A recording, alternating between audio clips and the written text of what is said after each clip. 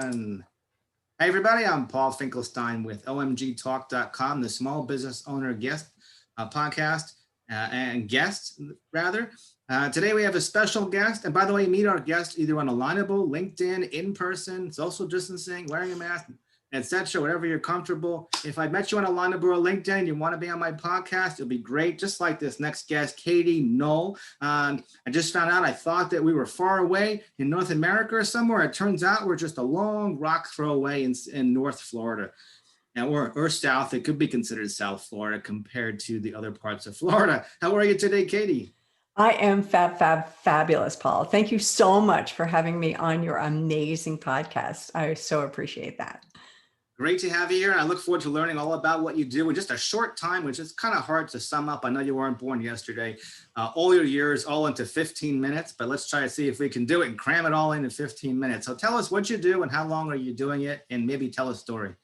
So, Paul, I'm very used to 15 minutes. I'm a TEDx speaker who spoke on how to resolve math anxiety. I'm a Florida mathematician, and what I do is I help others dissolve their waffles, dissolve their worries, anxiety, fear, frustration, lethargy, exhaustion, and stress. I am married to a very patient man. We've been together almost 50 years. I'm a proud mother of 3 grown children. They're all perfect. They became perfect when they moved out of the house. And I am the proud Gumi of 5 adorable granddaughters. I am a horrible housekeeper and an even worse cook, and I have no intention of being rehabilitated, and I have no idea why my family sticks with me. So there you go. And I love the fact that you have books in your house. At least that looks like a real background, not a virtual Yep. background. Yeah, these orchids are real and the books are real. And yes, I'm the author of a couple of books, and I have 3 books in production right now. Well, you'll tell us about those books after or the next couple of Sure. questions for sure. I bet Yeah. it might come out in conversation. And I do remember reading that you were a TEDx speaker, and maybe I'll get a hint of that in one of the next couple of questions. I'm not jealous, but I am jealous, but I'm not jealous because I've been reading, and interestingly enough, I've been going to this group called the Happy Neighborhood Project.com, and the founder of it, Edwin, is also a TEDx speaker, and he talked about happiness and how to be happy, and it's a skill.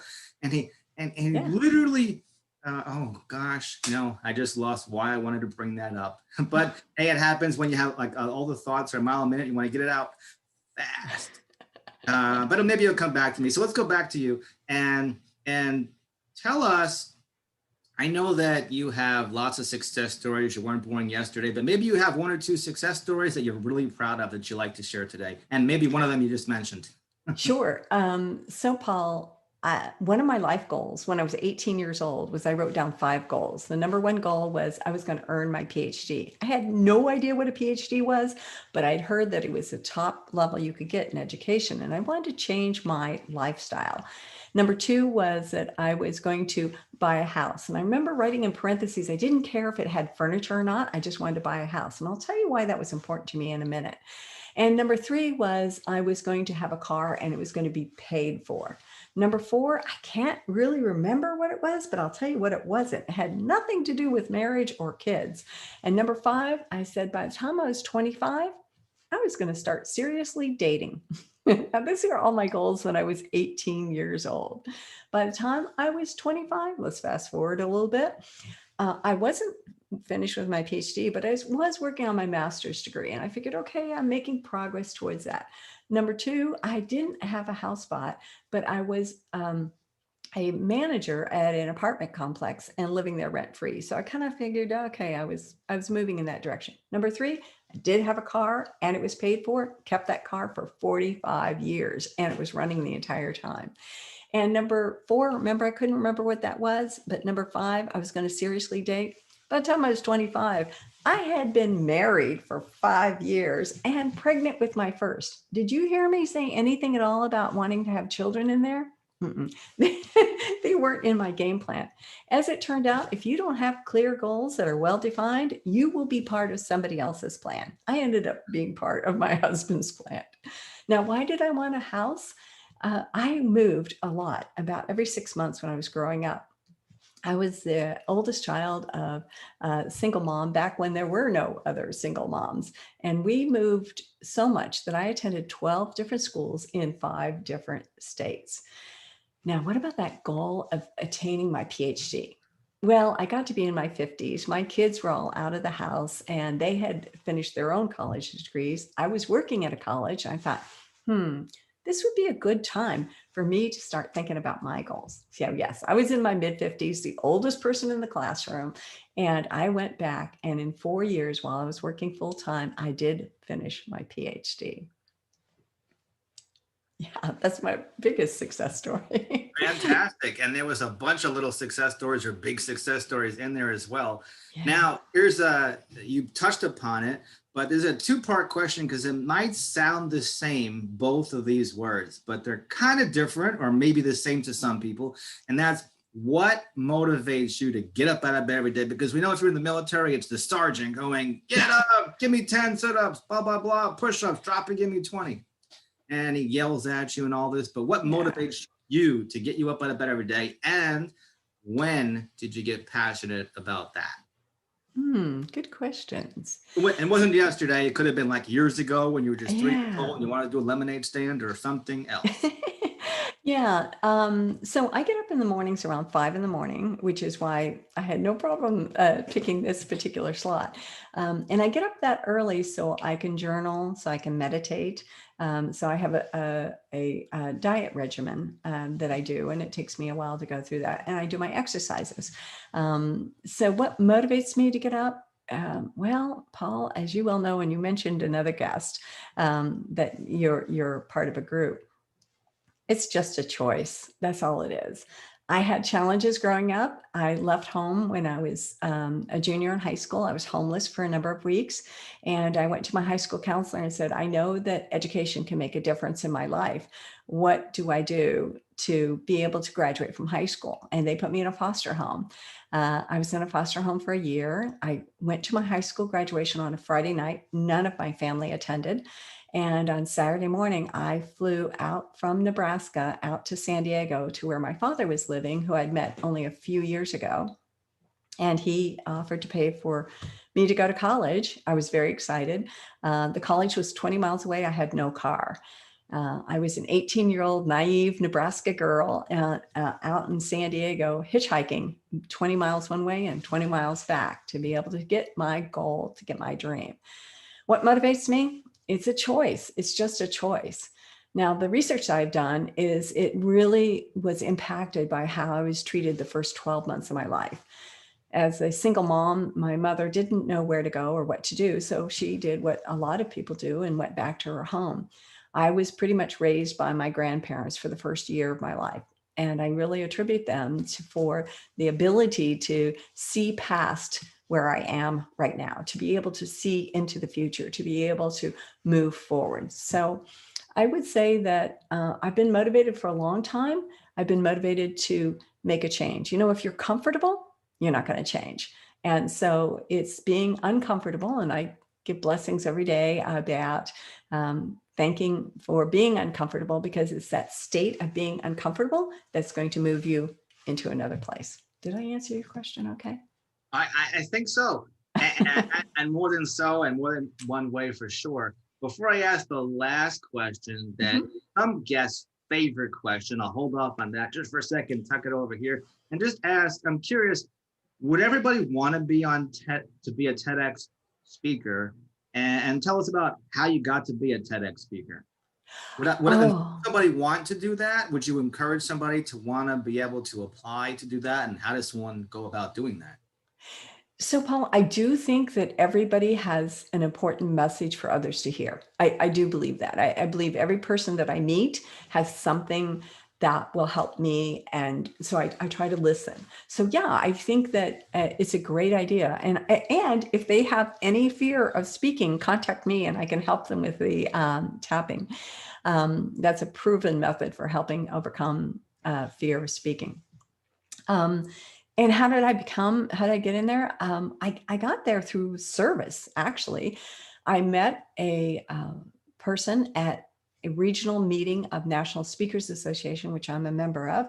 And she was very interesting. And she said that she had a youth group that she was getting together every summer. Obviously, she didn't do it last summer, but for a couple of years, I drove 3 hours to her events to be able to speak to her group of youth and to give them encouragement and to give them some of my talks that I present to them on handling stress, on personalities. And then I found out that she was the facilitator of a TEDx group. And I thought, well, gosh, she knows me. I know her. I went through the application process, which is a rigorous process.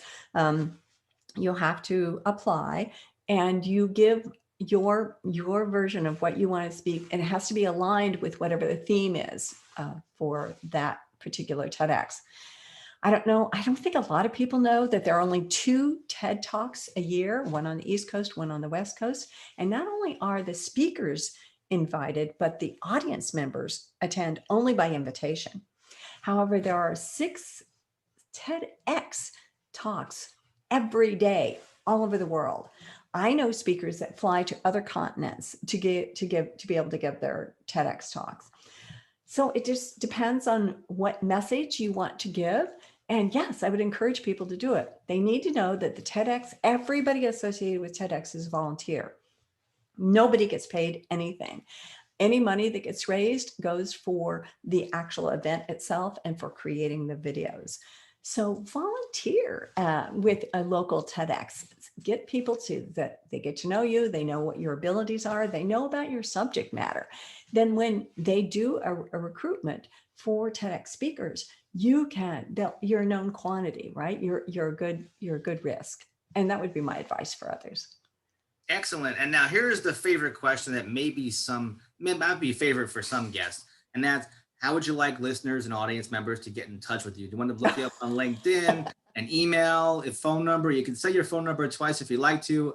I always tell people, don't be shy about doing that. And maybe, I don't know if it's different for men or female, etc. Because I always say, if you have your phone number out there, I've never had my phone ring off the hook for it, but sometimes you get that one person that sends you 6,000 messages through the messenger, then I have to block that and then move on.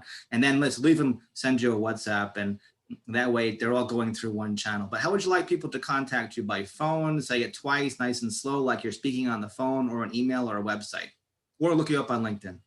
Paul, thank you so much for that opportunity. My name is Dr. Katie Nall.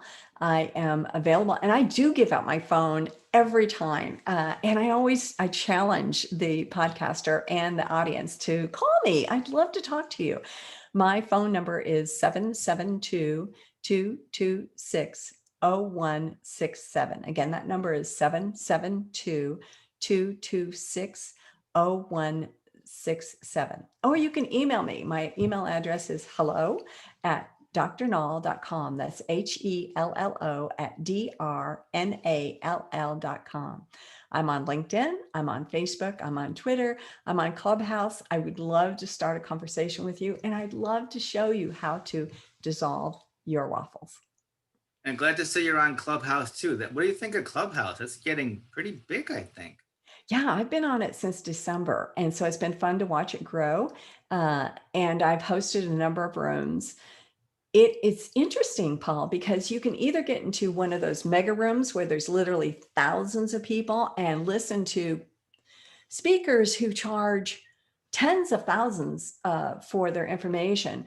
Or you can get into the small intimate rooms, which have fewer than 10, and get to know everybody in there.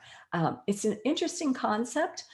I have enjoyed making lots of friends and getting to know people through it. And the information I've gotten in there has been absolutely unbelievable. I'll leave you with this imparting thought too. If you haven't been to the happyneighborhoodproject.com, the South Florida is growing, but it's worldwide. Every Friday at 2 p.m. Eastern time, you could connect with 200 of your closest friends and get into a breakout room with about 20 people at 6 at a time, and literally tell your message in about 2 minutes. And Wow. an easy way to network from your armchair, from your chair at your desk. So it could be interesting. And just remember the website, happyneighborhoodproject.com. But thank you for being here. And I'll just summarize. We've been talking to Dr. Nall, or Dr. Katie Nall. She told us what she does and how long she does it. She told us one success story that she's super proud of. I know she wasn't born yesterday and she has many, but she just shared with us one because it's hard to cram your life into 15 minutes. She told us what motivates her and gets her out of bed every day. I'll give you a hint. She said it's a choice, but you could listen and why. And she told us when she got passionate about that. And then she told us the best way to reach her. Her phone number is even on this video. Literally, my podcast has become a Rolodex. What's a Rolodex? Well, just Google it if you don't know, because who uses Rolodex these days? But I feel like it's a Rolodex of 200 maybe small business owners with their phone number on the video. So you actually have to listen to the videos to get the phone number. Pretty interesting technique there. And thank you for joining us, Katie. Stick around just for maybe a couple of minutes after I just go cut.